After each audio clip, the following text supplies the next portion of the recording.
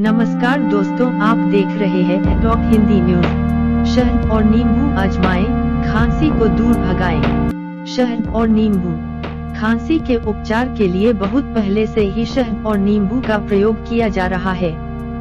शहद में ऐसे एंटीबैक्टीरियल तत्व पाए जाते हैं जो खांसी का संक्रमण फैलाने वाले कीटाणुओं से बचाव करते हैं। इसके अलावा शहद में calcium, iron, magnesium, phosphorus, potassium, sodium, zinc, copper, manganese, selenium और फ्लोराइड होता है जो हमारी कोशिकाओं को बनने में मदद करता है। शहद हमारे शरीर के लिए एंटीऑक्सीडेंट की तरह है। नींबू में विटामिन सी पाया जाता है।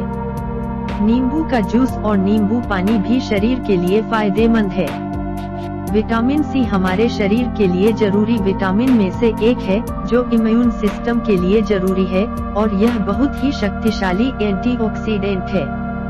इसके अलावा यह शरीर में संक्रमण पैदा करने वाले कीटाणुओं से बचाव करता है। खांसी को सामान्य समस्या की तरह न लें।